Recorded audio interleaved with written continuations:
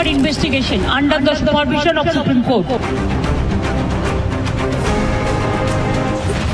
जांच तो होना चाहिए क्योंकि ऐसा एक्सीडेंट हुआ है।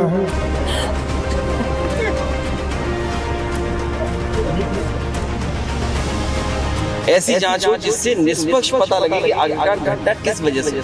और जहाज दुर्घटना हो उसमें मृत्यु हुई है कि राजनीति का स्तर कितना नीचे चला गया है।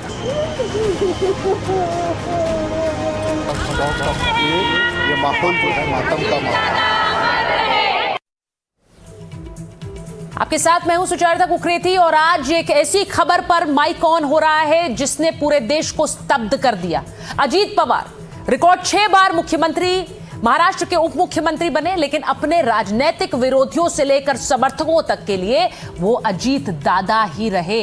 बारामती उन्हें अपना बेटा कहता था। और ये जो तस्वीरें आप इस वक्त देख रहे हैं, उनके पार्थिव शरीर को ले जाया जा रहा है, अंतिम दर्शनों के लिए रखा जाएगा। कल सुबह उन्हें अंतिम विदाई दी जाएगी। और ये तस्वीरें इस वक्त जो बारामती से आ रही हैं, शोकाकुल परिवार, उनके समर्थकों से भरा हुआ बारामती, वहां सड़कें जाम हो गई हैं क्योंकि लोग अंतिम दर्शनों के लिए पहुंच रहे हैं। बारामती में, उनके अपने बारामती में वो पंच तत्व में विलीन होंगे। कल अंतिम संस्कार होगा। और उससे पहले ये तस्वीरें जो बारामती से आ रही हैं, अजीत दादा पवार, ये वो तस्वीरें हैं जब आखिरी विदाई देने के लिए बारामती उमड़ रहा है। आप जरा देखिए, ये संयोग ही है कि बारामती के इस बेटे का आखिरी सफर बारामती में ही खत्म हो रहा है। अजीत पवार का पार्थिव शरीर विद्या प्रतिष्ठान ले जाया जा रहा है, जिसकी तस्वीरें मैंने आपको दिखाई। वहां अपने नेता को अंतिम दर्शन करेंगे उनके समर्थक। कल सुबह 11 बजे का ये समय, उससे पहले आप ये भीड़ देख लीजिए। उनके पार्थिव शरीर को ले जाया जा रहा है। लेकिन इस सब के बीच आज जब देश में ये दुखद खबर आई कि अजीत पवार नहीं रहे हैं, हर कोई स्तब्ध था, हर कोई हैरान था।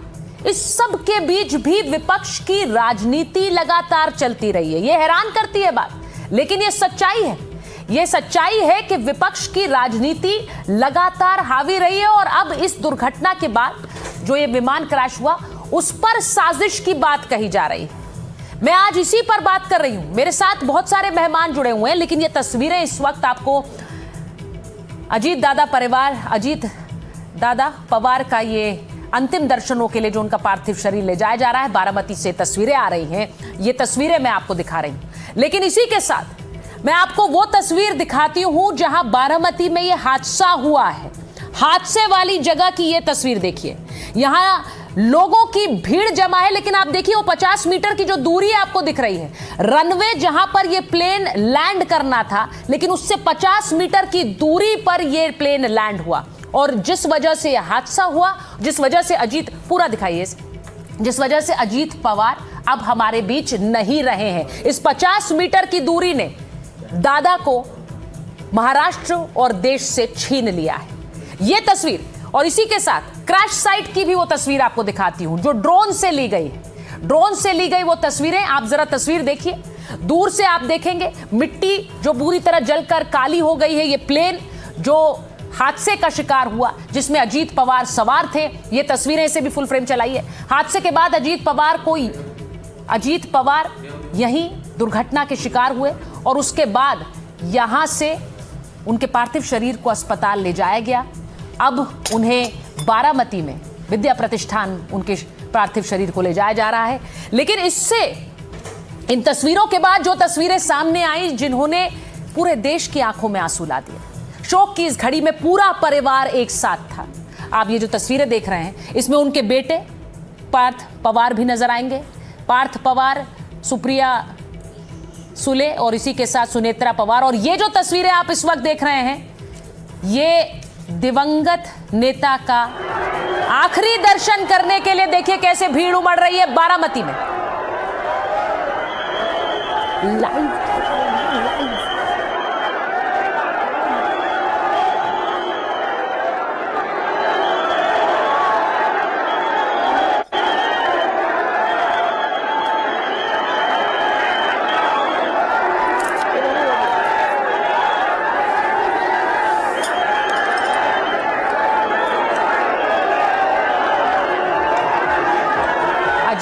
पवार का पार्थिव शरीर विद्या प्रतिष्ठान पहुंचा है, जहां उन्हें श्रद्धांजलि देने के लिए भारी भीड़ उमड़ रही है।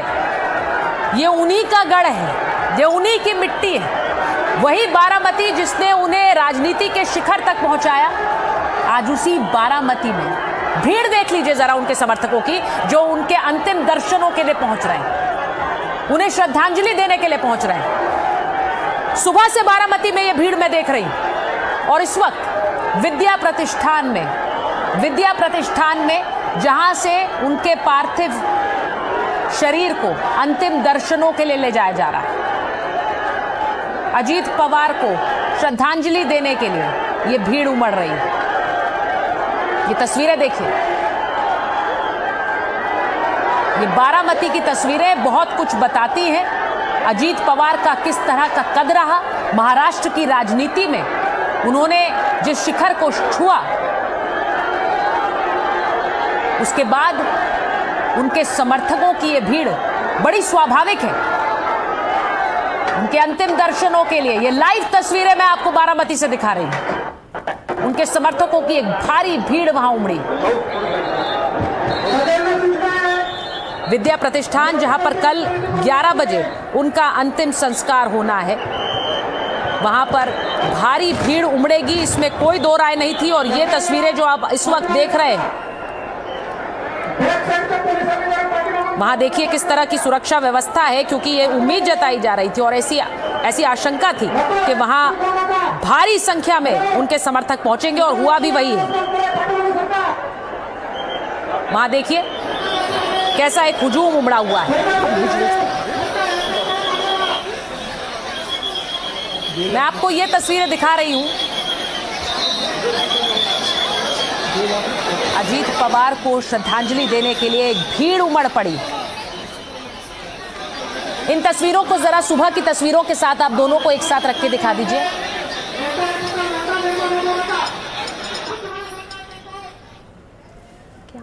में दुखद इस प्रकार से मौत हुई है और इस पर राजनीति न की जाए, लेकिन मुझे इस बात का बहुत दुख है कि आज हम लोग किस कगार पर खड़े हैं कि किसी के मौत पर भी इस प्रकार की गंदी और ऊंची राजनीति की जाती है।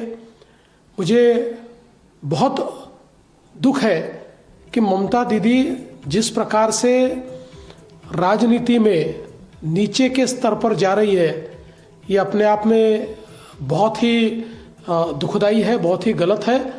इस प्रकार का बयान उनको नहीं देना चाहिए था। इस प्रकार से एक हमारे बहुत करीबी और महाराष्ट्र के लाडले नेता के निधन पर राजनीति करके उनका अपमान करना, ये बहुत गलत बात है। देवेंद्र फडणवीस कह रहे हैं कि ममता बनर्जी ने जो बयान दिया है वो अजीत दादा पवार का अपमान है। देवेंद्र फडणवीस का ये बयान आया है।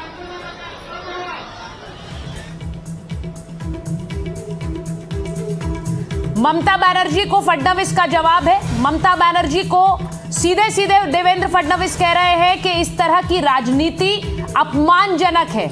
अजीत दादा पवार के साथ इस तरह के राजनीति दुखद है और ये सिर्फ और सिर्फ उनका अपमान है।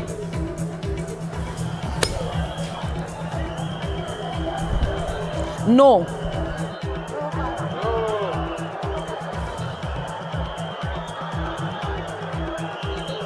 चलो शांतता रखा होता। तस्वीर फक्त 2 मिनिट आपापल्या जागी असतात करा।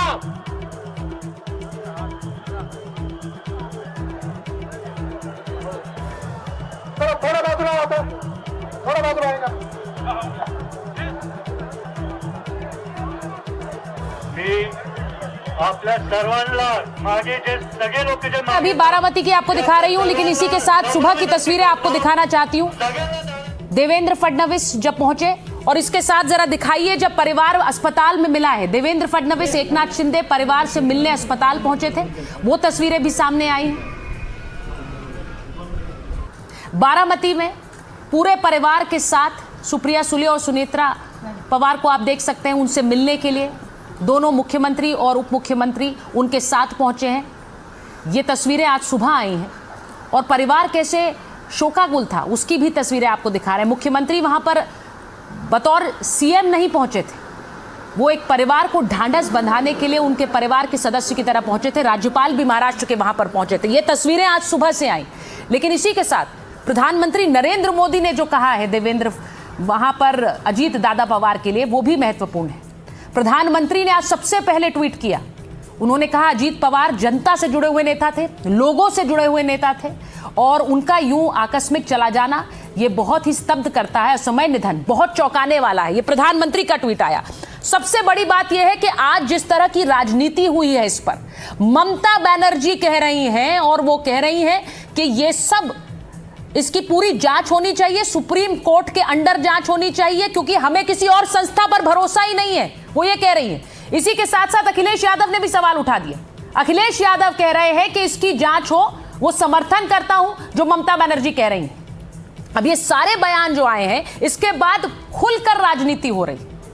ये तस्वीरें देखिए जो आज मैं आपको दिखा रही हूं, ये सीधे बारामती से आ रही हैं और बारामती से आ रही ये तस्वीरें। सवाल ये है कि परिवार अभी शोक में डूबा हुआ है लेकिन राजनीति इस पर पूरी हो रही है। विपक्ष ने जिस तरह से सवाल उठा दिए हैं, बड़ी खबर जरा चलाइए जो शरद पवार ने कहा है कि ये पूरी घटना सिर्फ एक हादसा है, एक दुर्घटना है। ये भीड़ देख लीजिए जरा बारामती में। शरद पवार का जो बयान आया है, देवेंद्र फडणवीस का जो बयान आया है, उस पर मैं आना चाहती हूं। शरद पवार ने कहा साजिश से उन्होंने इनकार कर दिया है। वो कह रहे हैं ये सिर्फ और सिर्फ दुर्घटना है, ये पूरी तरह एक हादसा है। ये शरद पवार कह रहे हैं। इसी के साथ थोड़ी देर पहले आपने देवेंद्र फडणवीस को सुना। देवेंद्र फडणवीस क्या कह रहे थे? वो कह रहे हैं कि इस तरह की बातें करना कि इसके पीछे षड्यंत्र है, ये अजीत दादा पवार का अपमान है। इसी पर मैं आ रही हूं कि क्या विपक्ष इस शोक की घड़ी में अपमान कर रहा है अजीत पवार का? मैं इस वक्त ये सीधा सवाल पूछ रही हूं। मेरे साथ मेरे मेहमान जुड़े हुए हैं स्टूडियो में। समीर चौगांवकर जी हैं, प्रेम कुमार जी आए हुए हैं, आनंद दुबे जी शिवसेना यूबीटी के प्रवक्ता हैं, अनुराग भदौरिया जी हमारे साथ स्क्रीन पर आप देख रहे हैं, सुशीबेन शाह हैं शिवसेना की प्रवक्ता हैं, आसिफ बामला जी जुड़ रहे हैं। मैं सीधे आपसे पूछूंगी, आनंद दुबे जी आपसे पूछ लेती हूं, क्यों कह रहा है ये विपक्ष बार बार जांच की बात, साजिश, षड्यंत्र की बात? शरद पवार कह रहे हैं कि इसमें कोई साजिश नहीं है, ये सिर्फ दुर्घटना है।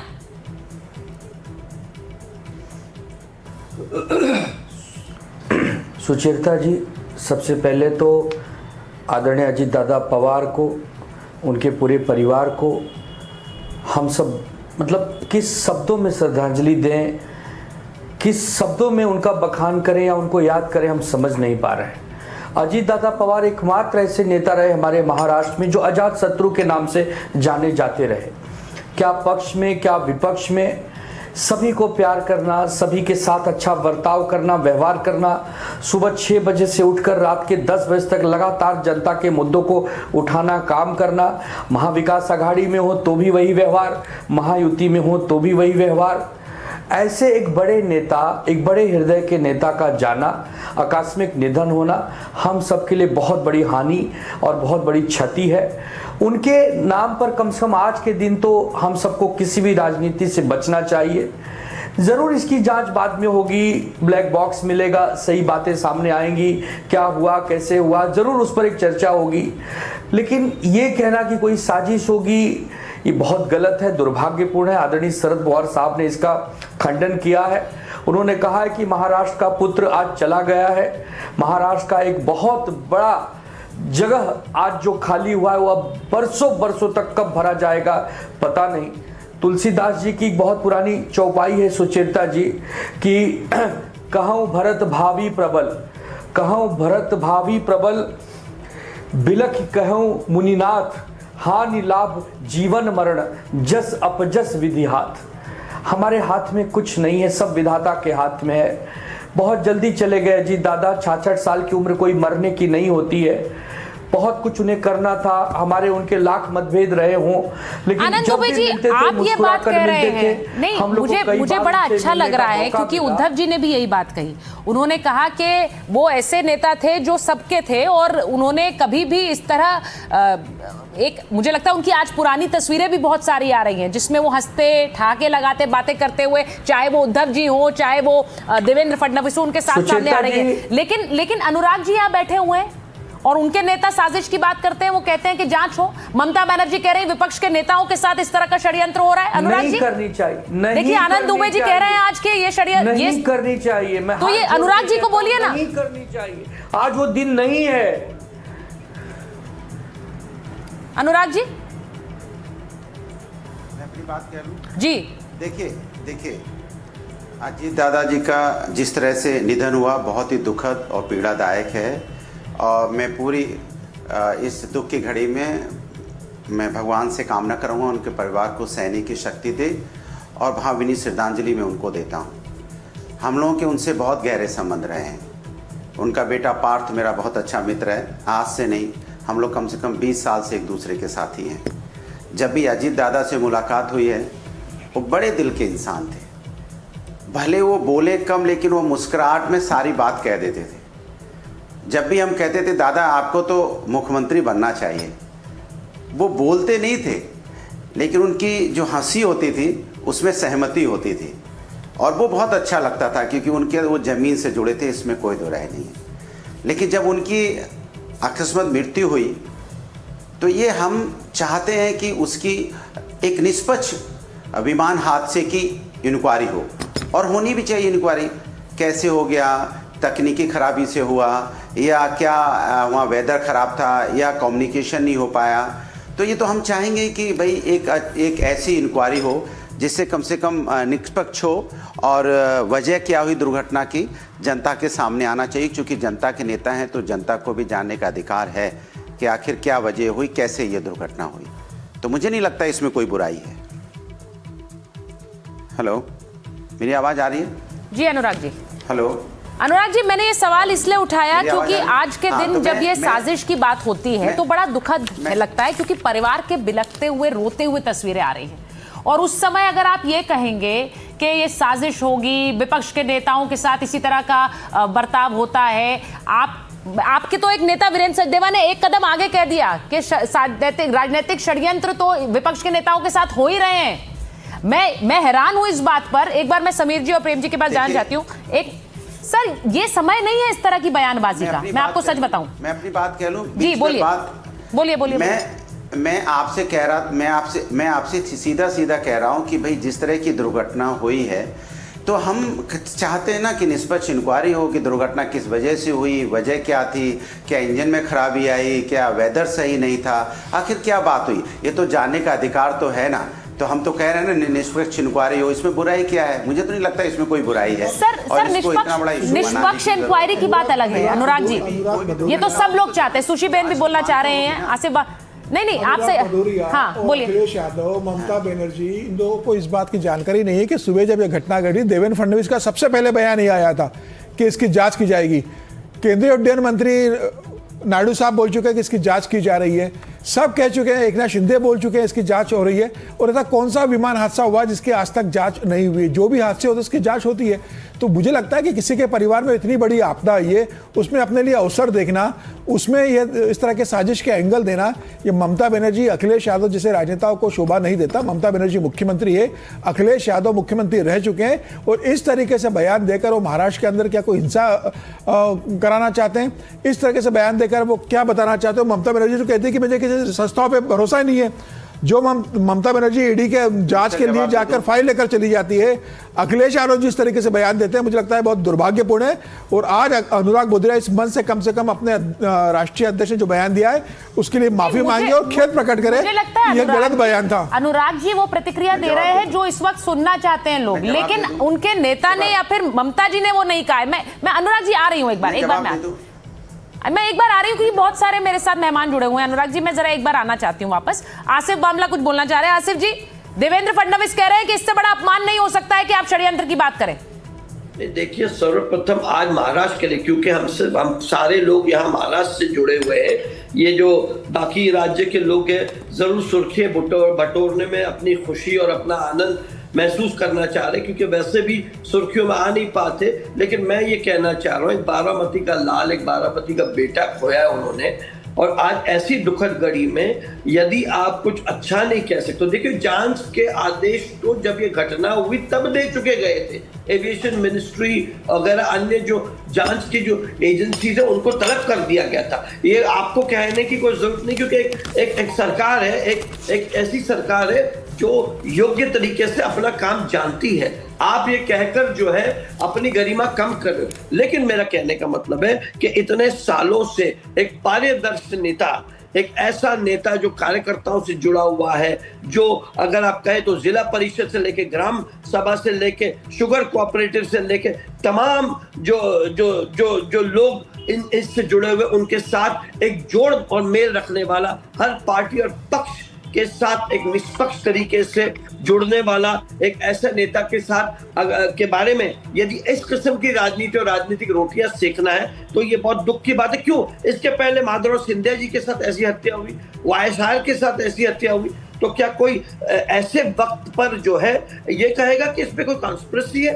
अरे वो अजीत पवार जी ऐसे नेता थे जो सारे पार्टियों के संग जो है उनका एक मेल मिलाप था। अगर आप देखो तो देवेंद्र जी ने जो कहा दमदार दिलदार एक दोस्त खोया उन्होंने, ऐसे वक्त पर अगर आप, और जब पवार साहब की स्वयं जो उनके घर के आज सबसे बड़े वेतन गद्दावर नेता महाराष्ट्र के माने जाते, उन्होंने ये कहा कि भाई ये बहुत दुखद घटना हुई और इसमें कोई सियासी कॉन्स्पिरेसी नहीं, तो ममता जी को वहां पेट में क्या दुख रहा है? और यहाँ अखिलेश जी जिनको लोग सुर्खियों में देखना सुनना बंद हो गया है, आज वो नींद से क्यों जागे हैं? अरे भाई हमारी महाराष्ट्र की पॉलिटिक्स है, हम सारे दुखद में, थोड़े दिन तो आप रुक सकते थे।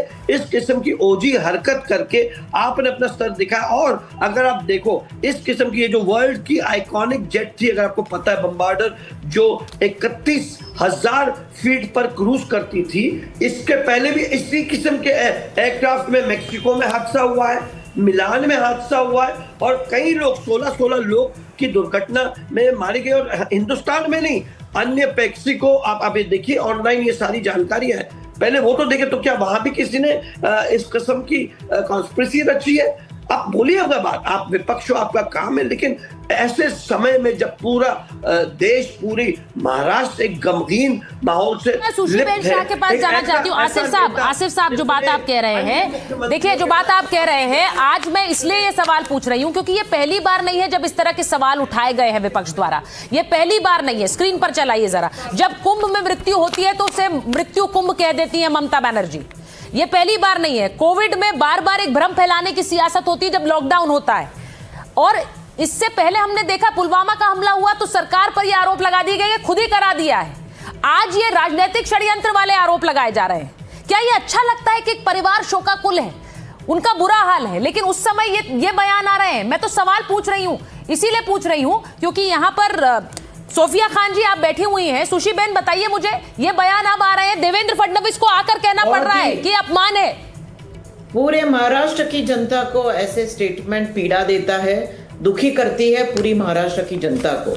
आज महाराष्ट्र ने एक कद्दावर नेता को खोया है और आपके माध्यम से हम महाराष्ट्र की जनता को, हमारे एनसीपी परिवार को, पवार परिवार के साथ संवेदना के साथ श्रद्धांजलि अर्पित करते हैं। ये ऐसा दमदार और कद्दावर नेता जिसने 44 साल 44 इयर्स राजनीति को दिया, महाराष्ट्र को विकास के लिए दिया, महाराष्ट्र को जन सेवा, जन नायक जैसे नाम की उपाधि उनको मिली है। दादा, अजीत दादा, big brother, he was Mahayuti के, सचमुच में अजीत दादा बिग ब्रदर थे। और महायुति ने भी एक अपना परिवारजन खोया है। जैसे हमारे एकनाथ राव जी शिंदे ने कहा, डीसीएम, और हमारे प्रमुख नेता ने कहा है कि मेरे बड़े भाई आज चले गए। आज महाराष्ट्र के लिए काला दिन है और तब जाके राजनीति करना मैं समझती हूँ बहुत ही ओछी ऐसा स्टेटमेंट, फिर वो ममता बनर्जी हो, खरगे जी हो। सोफिया जी बताइए, ममता बनर्जी इस तरह का बयान देकर चली जाती हैं, जनता उनको कभी माफ नहीं करेगी। आप किसके बारे में बात कर रहे हैं? जिस व्यक्ति ने महाराष्ट्र को जनता को, मैं एक बार बताना चाहती हूँ सोफिया जी, जो कह रही हैं कि अजीत पवार एनडीए छोड़ रहे थे, उससे पहले ये हादसा हो गया, प्लेन क्रैश की जांच सुप्रीम कोर्ट की निगरानी में कराई जाए, सुप्रीम कोर्ट को छोड़कर हमें सारी एजेंसियों पर भरोसा नहीं है, सब बिक चुकी है। ये सब बयान आज देने की जरूरत है क्या? माफी मांग, राजनीति के लिए बहुत समय है। इनको जरा म्यूट कीजिए। हाँ। सुचिता, मेरी बारी। सुचिता जी, हाँ, ठीक है, देखिए, आप ही की बारी है, बात है बोलिए, कि सोफिया जी। एक काला दिन हम कह सकते हैं कि एक शून्य से आ गया है राजनीतिक जगत में। उसके लिए हम श्रद्धांजलि देना चाहूंगी सबसे पहले तो। और दूसरी बात देखिए, एक काला दिन इसलिए भी है कि सवाल पूछने पर सवाल उठने लगे हैं। देश में जब सवाल करने वाले लोगों के ऊपर संदेह करना शुरू कर दिया जाए तो लोकतंत्र की हत्या वहीं पर हो जाती है। तो ममता बनर्जी ने अगर एक सवाल किया है, एक मुख्यमंत्री होने के कारण एक मुख्यमंत्री की अगर मृत्यु होती है, मैडम आपके विषय में नहीं बोला, आपके विषय में नहीं बोला, रुक जाइए, मेरी बारी है, जस्ट स्टॉप इट, इनको रोकिए। देखिए ये बड़ा खराब लगता है। मैं आपको एक बात बताऊं, सुनिए मेरी बात सुनिए, आप दोनों ही मेरी बात सुनिए। इस वक्त बारामती, महाराष्ट्र और पूरा देश इस वक्त शोक की लहर में है। अजीत पवार हमारे बीच नहीं रहे हैं। उस समय मुझे लगता है कि इस तरह की तू मैं की तो जगह बिल्कुल नहीं है, ये मैं आपको बोलूं। नहीं, अगर सवाल किया है कि निष्पक्ष जांच हो तो इसमें क्या बुरा है? मैम, उन्होंने निष्पक्ष जांच की बात नहीं की। अगर फंडामेंटल राइट के तहत नहीं है। एक सेकंड, देखिए आप क्या लड़ने की मंशा से आई हैं? आप सोफिया जी क्या लड़ने की मंशा से आई हैं? मैं आपसे ये पूछ रही हूँ, मुझे आवाज नहीं आ रही सोफिया जी। सोफिया जी मुझे ये बात बताइए। सवाल नहीं करना है, सवाल करेंगे तो आप देशद्रोही कहलाएंगे। अगर ये कानून में हो जाता है तो सवाल करना। एक बात मुझे बता दीजिए सोफिया जी, शरद पवार कह रहे हैं ये दुर्घटना थी। सुनिए मेरी बात सोफिया जी, मेरी बात सुनिए सोफिया जी। शरद पवार कह रहे हैं, सोफिया जी चिल्लाइए मत, शरद पवार कह रहे हैं कि ये दुर्घटना है और कुछ नहीं है, इसमें कोई साजिश नहीं है। शरद पवार सही है या गलत है? सुनिए, वो सही है या गलत है? अपनी विचारधारा को बताया, लेकिन इसका मतलब नहीं है कि What do you mean विचारधारा? तो पता नहीं है ना। शरद जी ने जांच, ये विचारधारा बताया क्या मतलब होता है? शरद जी कोई जांच एजेंसी तो है नहीं अभी तक। बहुत बढ़िया, अभी तक ये जांच तो हुआ नहीं है ना। चलिए समीर जी, भरोसा नहीं है, ये वो ममता बनर्जी जब ईडी जांच करने समीर जी को लीजिए, भाग जाती है। और ममता बनर्जी ने आज सुबह कहा कि किसी जांच एजेंसी पे भरोसा नहीं है, सुप्रीम कोर्ट से जांच करवाइए। शर्म आना चाहिए ममता बनर्जी का मुख्यमंत्री को, जो एक राज्य के उप मुख्यमंत्री के निधन पर शोक संवेदना प्रकट करने के बजाय देखिए ये बड़ा वहां पर एक षड्यंत्र के रूप में देखती है। जिस महिला की पूरी राजनीति षड्यंत्र करती रही ममता बनर्जी, वो आज इस तरह के प्रश्न उठा रही है। उन्हें शर्म आना चाहिए। मैं एक चीज कहना चाह रही हूँ, सुनिए, मैं एक चीज बहुत खुलकर कहना चाह रही हूं। आनंद दुबे जी बोलना चाह रहे हैं, लेकिन पहले मैं प्रेम जी के पास जाऊंगी। ये समय है क्या कि हम इस तरह के तू मैं इंडल्ज करेंगे? अजीत पवार को लेकर शरद पवार, जो कि बीजेपी और मौजूदा सरकार के विपक्ष में है, प्रेम कुमार जी उनके समर्थन में नहीं है, कभी वो उनके खिलाफ है, लेकिन वो आज कह रहे हैं कि ये हादसा है, इससे ज्यादा कुछ नहीं, इसको ज्यादा इस तरह से ना देखा जाए। उन्होंने ये क्यों कहा है? क्योंकि इस पर राजनीति हो रही है, वो समझ रहे हैं। क्या वो गलत कह रहे हैं? प्रेम कुमार जी देखिए, दो बयान आपने आमने सामने रखा, एक शरद पवार जी का और दूसरा ममता जी का। ये जो हादसा हुआ, घटना घटी, इसके दो पहलू, एक तो हम शोकाकुल होते हैं, संवेदना प्रकट करते हैं, दूसरा एक अंदर में आक्रोश भी होता है कि एक इनकम्बेंट डिप्टी सीएम, कैसी सुरक्षा है भाई। क्या ये हादसा टेक्निकल कारण हो, मानवीय कारण हो, साजिश हो, कोई और कारण हो, लेकिन है तो फेल्योर ना, तो इस बात के लिए उसमें रोष होता है।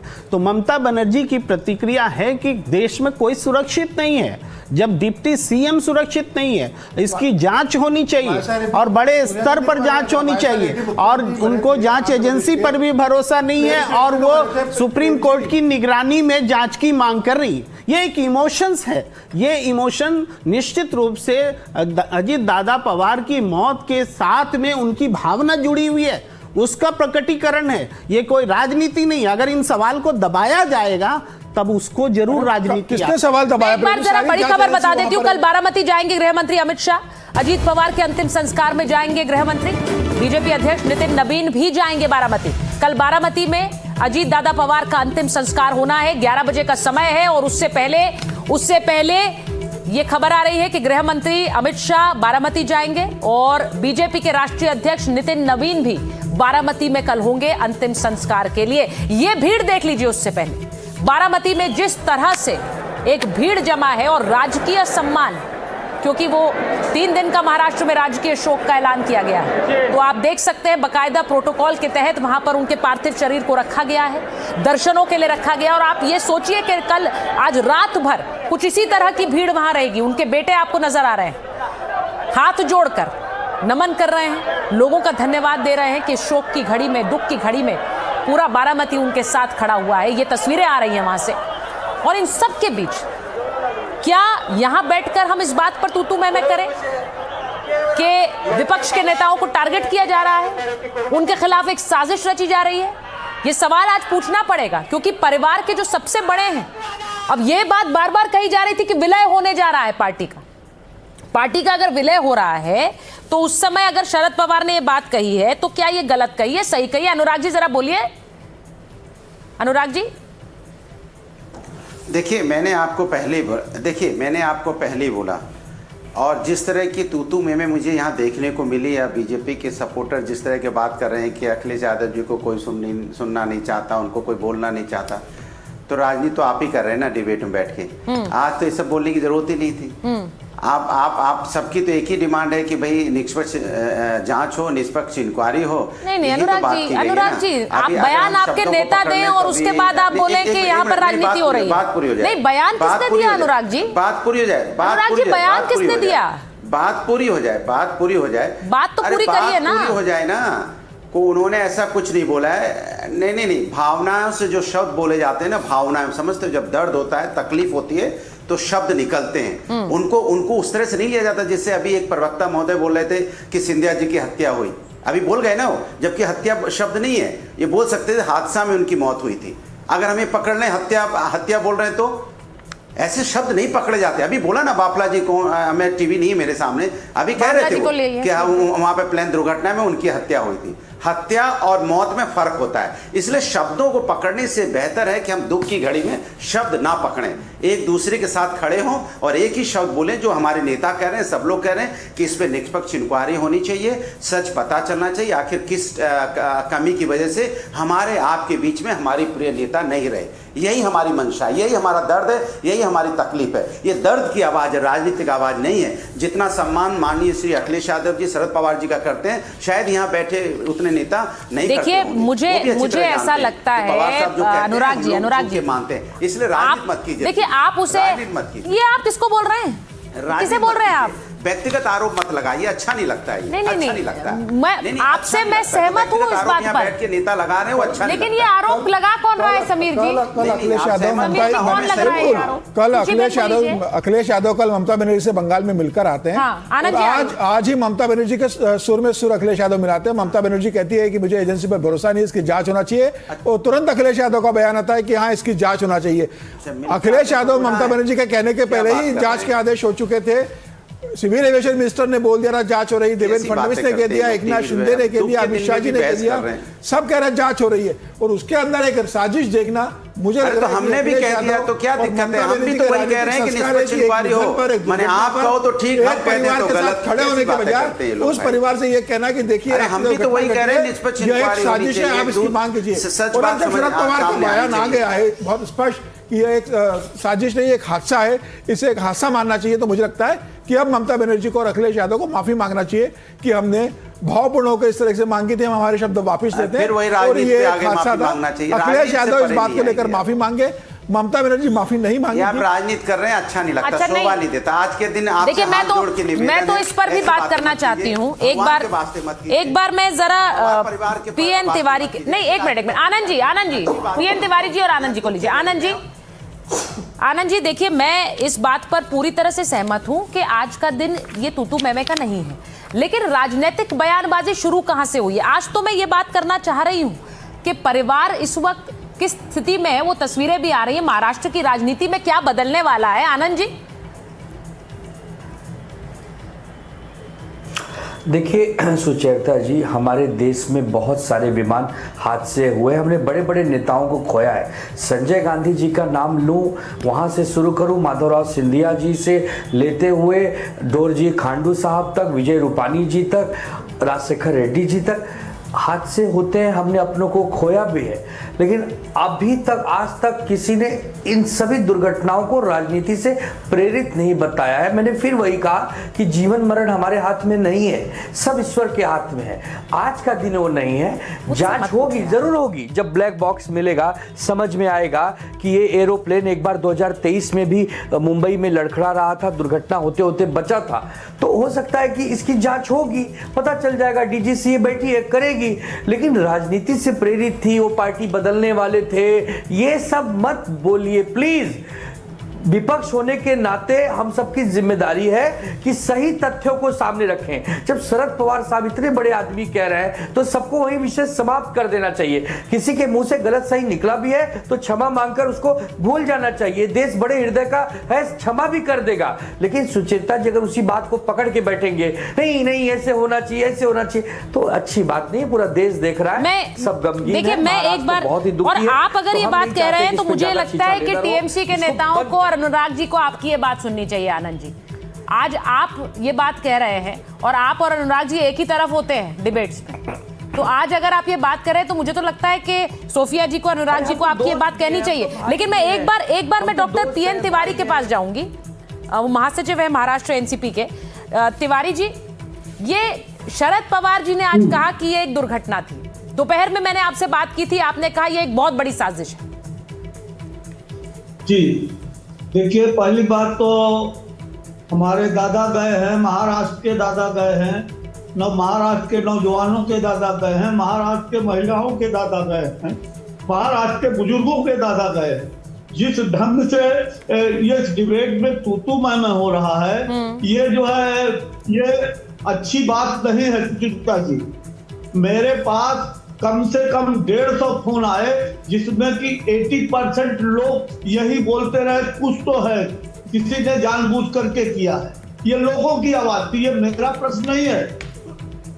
आज आप हमको बताइए, अभी आपने बड़े साहब की बात की है। समीर जी, समीर जी, तो आपके गुरु तो शरद पवार रहे हैं, अजित पवार के चाचा रहे हैं। वो जब कह रहे हैं कि हादसा है, आप उसको दूसरा राजनीतिक रंग देने की कोशिश कर रहे हो। सुनिए पहले, क्या पार्थ पवार का बयान आया है? क्या सुनीता पवार का बयान आया है? क्या सुप्रिया सुले का बयान आया है? आप अपने मन से कुछ तो भी निकाल के लेकर आ रहे हो। ये सुर्खियां बटोरने की कोशिश मत कीजिए। आप महाराष्ट्र के नेता बनने की कोशिश मत कीजिए कि देखिए मैंने मामला उठा लिया था।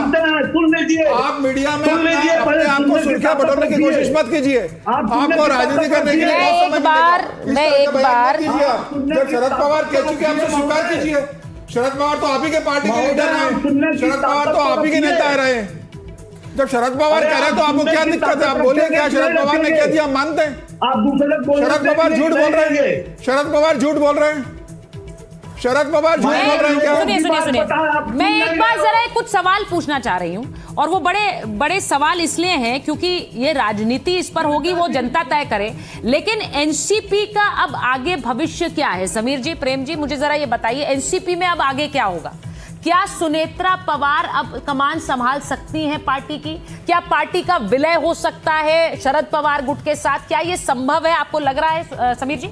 नहीं, मुझे लगता है कि फिलहाल सुनीता पवार पार्टी की कमान संभालेगी, इसमें कोई दो राय नहीं होगी। 41 विधायक उनके साथ है, 2 राज्यसभा के सांसद है, 1 लोकसभा का सांसद है, 9 कैबिनेट मंत्री महाराष्ट्र के अंदर है। तो निश्चित रूप से सुनीता पवार, अब ये सुनीता पवार को तय करना है कि वो राज्यसभा छोड़कर महाराष्ट्र में जाती है, उप मुख्यमंत्री बनती है, या वो दिल्ली की राजनीति करती है, राज्यसभा में रहती है और अपने बेटे पार्थ को वहां पर विधान परिषद में भेजा जाता है, या फिर वो अपने अजित पवार जी की जगह उनके बेटे पार्थ को चुनाव लड़ाकर मंत्री बनाकर लेकर आते हैं। ये उन्हें तय करना होगा। मुझे लग रहा है विलय अभी संभव नहीं है। फिलहाल सुनीता पवार पार्टी की कमान संभालेगी और शरद पवार मार्गदर्शक की भूमिका में अगर आ सकते तो आएंगे। यह तय है कि पार्टी अब सुनीता पवार के पास जाएगी और भारतीय जनता पार्टी का पूरा सहयोग और समर्थन रहेगा सुनीता पवार को राजनीतिक रूप से स्टेब्लिश करने के लिए। और भारतीय जनता पार्टी के मुख्यमंत्री देवेंद्र फडणवीस और केंद्रीय गृह मंत्री अमित शाह के दिशा निर्देशों के हिसाब से सुनीता पवार भविष्य की राजनीति का तय करेगी।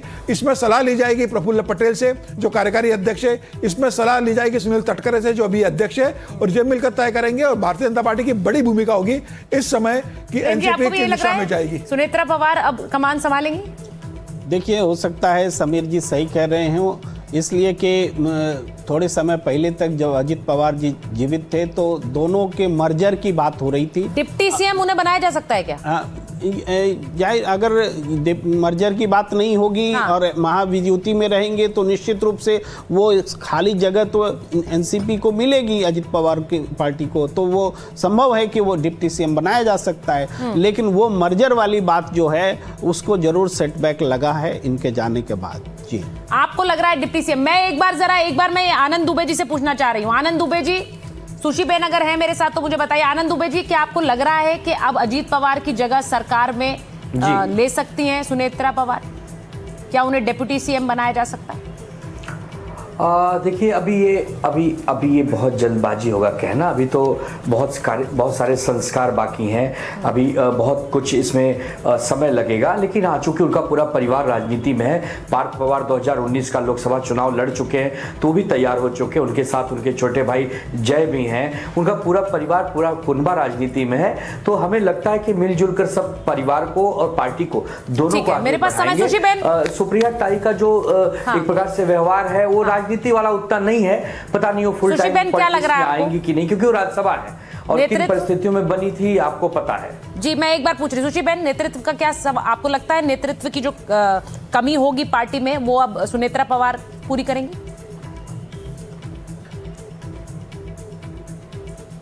ठीक है, मुझे लग रहा है सुशीबेन की आवाज नहीं आ रही है हमें, लेकिन सवाल बहुत बड़ा है क्योंकि एनसीपी के लिए और महाराष्ट्र की राजनीति के लिए ये बहुत बड़ा आज एक क्षति हुई है, अजीत पवार का जाना। और उनकी इस क्षति आप देख सकते हैं, उनके समर्थन में जिस तरह का जन सैलाब वहां पर उमड़ रहा है, उसके बाद ये सवाल करना इस समय शायद अभी लाजमी ना लगे, लेकिन आने वाली भविष्य की राजनीति में उस जगह को भरना जरूरी होगा। लेकिन वो कौन भर पाएगा ये अभी कहना मुश्किल है। बहुत बहुत धन्यवाद आप सबका जुड़ने के लिए, लेकिन ये कवरेज लगातार जारी रहेगी।